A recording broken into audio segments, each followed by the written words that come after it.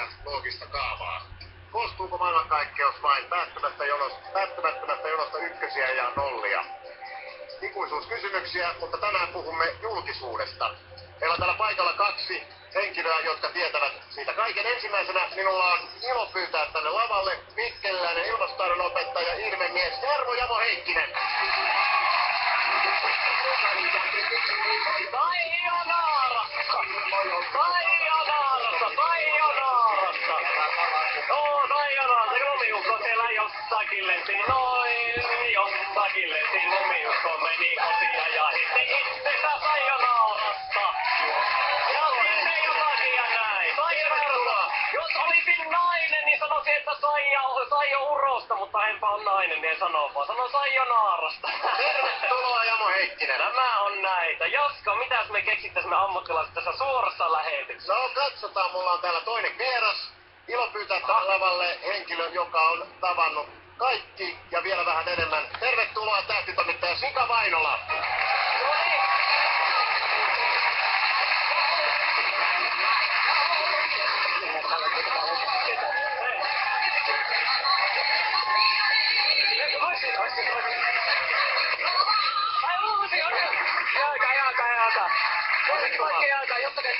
Terve Leppilampi.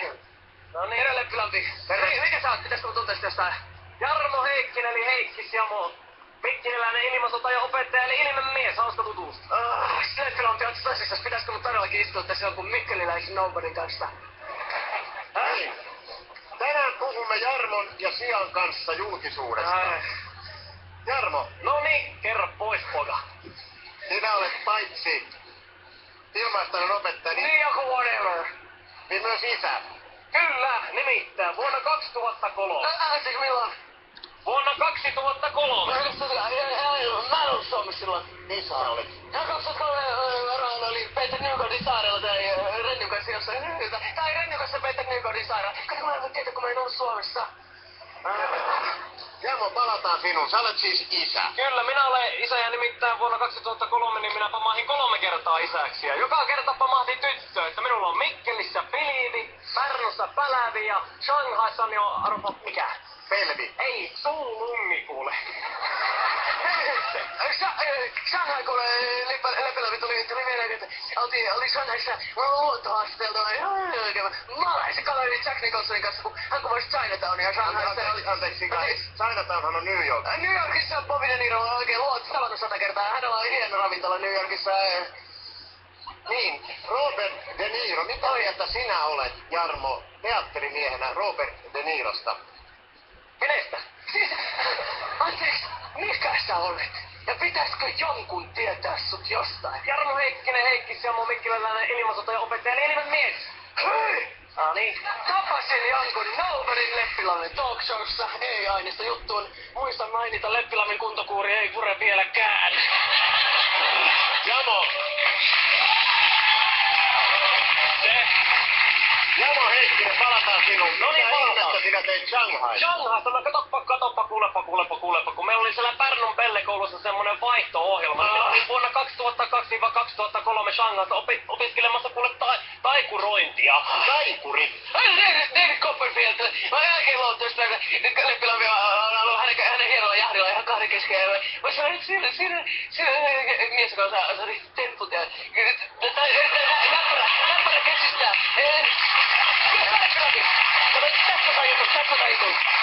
Ja kuulepa jos Copperfieldin David on, niin on näppärä sommista, niin olen nimittäin minäkin, koska minäpä voin tässä inspiroida kaikkien ihmisten edessä suorassa lähetyksessä tässä näin. Niin ihan minkä tahansa taikatempo, ja nyt minä päätän, että minä olen kuule mentaali. Ja nyt, Jaska, sinun tehtävä on kysyä minulta ihan mikä tahansa kortti, mikä tässä on, ja nyt minä välitän tästä mentaalisti sulle. Ja kysypä multa ihan mikä tahansa kortti, niin se on tässä. Pata 8. Hyvin kysypä toinen. Risti 2. Vaikeutetaanpa sen verran, että äläpä kysy mitä mustia. Ruutu 7. Kysyks se toinen punainen? Hertta Rouva. Vaikeutetaanpa sen verran, että älä kysy sitä kuvia. Hertta 8. Polttaa, kuule. Sovitaanko, että kysy kuule ihan minkä tahansa maajataavan väliltä, niin tuon Hertta kolmosen ja Hertta vitosen välissä. Hertta 4. Tuolla on joku. Torilla meni siellä. Noniin. Mikä oli? Hertta 4. Ja tuolta korvan takaa löytyi Hertta 4. Hertta 4. Opimoilleen näin. Ai ja naarasta. Ai ilmeisesti meni näin nyt. Kiitoksia. Jarmo, istu alas. Palataan illan teemaan, joka on julkisuus. Julkiset henkilöt. Sä olet tavannut ne kaikki. Tiedätkö ne pelaavia? Mä oon tavannut ne kaikki. And their friends. Ja sit on tiedät sitä porukkaa, kun pitäisi ihan vaan lähteä raketella kuuhun. Mikä oli kysymys? Mutta jotkut heistä on kuitenkin miellyttävä. Mitä mieltä olet esimerkiksi Sylvester Stallone? Kelloittoistuva. Miellyttävä henkilö. George Clooney. Mainittaa parempi. Tavannut 200 kertaa väitään. Russell Crowe. Tiedätkö? Innostava tyyppi. Meni haastattelemaan Sydneyin. Ei kattonut suoraan silmiin. Lähti saman tien Suomeen. Renny Harlin. Mika. Väkilampi. Meidät näyttää koko päivän tuolta vai voiko se jossain vaiheessa kuvatakin? Niin. No niin, minäpäs tässä nyt Kärjen jään, eli on semmonen jäänmurtajainen, ahkioinen, tämmönen, näin tässä, ja minä teen kuule vielä yhden tempun, nimittäin. Tässä tempussa niin, minua saa lyödä päähän, ja pitää lyödä päähän, ja minä tarvitsen nyt vapaaehtoisen. No niin, kaikki haluaa lyödä minua päähän. Mä menen hyvin, elikkäs, minulla on semmonen taito, että millä tahansa minua vaan lyö päähän, niin ei tunnu missään. En pyöry, elikkä patjalla, peitolla, tyynyllä.